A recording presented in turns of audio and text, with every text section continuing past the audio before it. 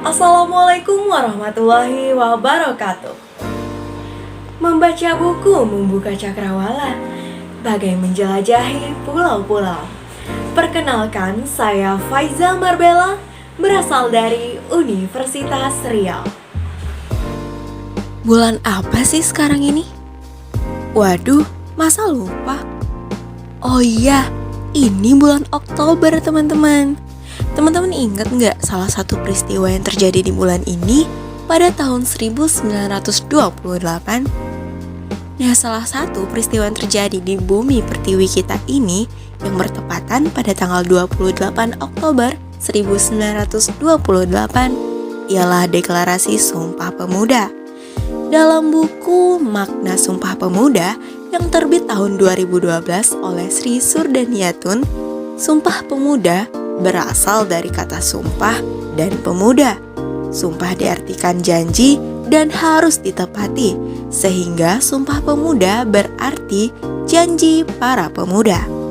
Semboyan dalam Sumpah Pemuda memiliki ruh kebanggaan dan kebangsaan yang tinggi. Teman-teman masih pada ingat nggak dengan isi dari Sumpah Pemuda? Nah, di sini aku mempunyai rekaman pembacaan Ikrar Sumpah Pemuda pada tanggal 28 Oktober 1928. Mari kita dengarkan berikut pembacaan Ikrar Sumpah Pemuda. Sumpah Pemuda. Satu, kami putra dan putri Indonesia mengaku bertumpah darah yang satu, tanah Indonesia. Dua, kami putra dan putri Indonesia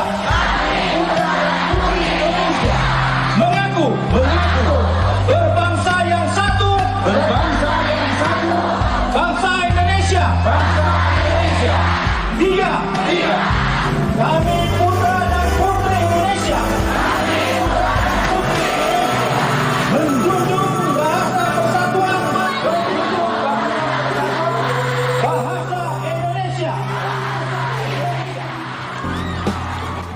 Oh, setelah mendengarkan Ikrar Sumpah Pemuda, aku terbayang salah satu butir dalam Sumpah Pemuda, yakni menyatakan bahwa bahasa Indonesia sebagai bahasa persatuan.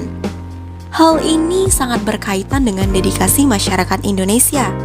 Anak negeri haruslah melestarikan bahasa Indonesia karena bahasa Indonesia berfungsi sebagai alat komunikasi antar daerah, antar suku bangsa, antar masyarakat etnis, dan antar budaya Indonesia. Bersamaan dengan kemajuan komunikasi, hampir tak ada bahasa daerah yang lepas dari pengaruh bahasa Indonesia. Begitu juga sebaliknya teman-teman, bahasa Indonesia telah diperkaya oleh bahasa-bahasa daerah selain bahasa asing. Sumbangan bahasa daerah ataupun bahasa asing demikian besar sehingga dalam pertumbuhan dan perkembangannya dari bahasa Melayu, bahasa Indonesia memiliki karakter tersendiri. Kita sebagai anak negeri harus melaksanakan dan meningkatkan peran serta fungsi bahasa Indonesia. Yang dapat kita lakukan yang pertama, kita harus menyadari peran bahasa Indonesia. Dengan begitu, kita mampu meningkatkan fungsi bahasa Indonesia sebagai lambang kebanggaan dan lambang harga diri bangsa Indonesia. Kedua, kita sebagai anak negeri harus memahami bahasa Indonesia sebagai lambang jati diri bangsa. Dengan begitu, kita dapat menampakkan ciri khas sekaligus membedakan bangsa Indonesia dari bangsa-bangsa lain di dunia. Yang ketiga, kita meyakini bahasa Indonesia sebagai sarana pemersatu bangsa.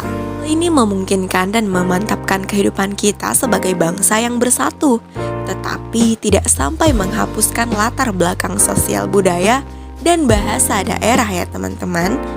Selanjutnya, bahasa Indonesia sebagai pendukung kebudayaan nasional.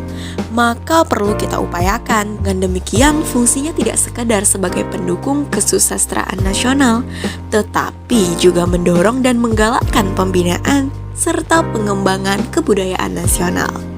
Nah teman-teman, dalam dunia kependidikan, bahasa Indonesia sebagai bahasa pengantar kependidikan pada semua jenis dan jenjang kependidikan. Ini dapat dibanggakan. Bahasa Indonesia telah membuktikan kemampuannya bukan sekedar sebagai bahasa pengantar kependidikan di tingkat lembaga kependidikan dasar dan menengah, tetapi juga sebagai sarana penyebaran ilmu pengetahuan dan teknologi serta sarana alih pengetahuan dan alih teknologi di tingkat lembaga kependidikan tinggi. Fungsi bahasa Indonesia sebagai sarana pengembangan dan pemasyarakatan ilmu pengetahuan dan teknologi menuntut perhatian khusus karena kepesatan perkembangan ilmu pengetahuan dan teknologi menuntut kedinamisan bahasa Indonesia, terutama dalam kaitan dengan pengembangan tata istilah keilmuan. Selanjutnya, dapat kita lihat harmonisasi interaksi antar warga masyarakat Indonesia akan dapat dibina melalui bahasa Indonesia. Pembinaan sikap bahasa perlu didukung oleh manusia-manusia Indonesia secara keseluruhan dan terpadu. Bersikap budaya dan berbahasa Indonesia dalam hidup dan kehidupan, pergaulan maupun aktivitas sehari-hari sangat diperlukan, baik dalam lingkungan kerja, dalam lingkungan masyarakat, maupun lingkungan keluarga kita. Sikap berbahasa Indonesia secara positif akan dapat menjadikan bahasa Indonesia semakin berperan secara nyata sebagai perekat persatuan dan kesatuan bangsa Indonesia ini. Sudah saatnya kehidupan kebangsaan dibekali dengan semboyan. Bangsa yang besar adalah bangsa yang menjunjung tinggi budaya dan bahasanya. Sekian dari saya. Mohon maaf apabila terdapat kesalahan. Saya akhiri. Wassalamualaikum warahmatullahi wabarakatuh.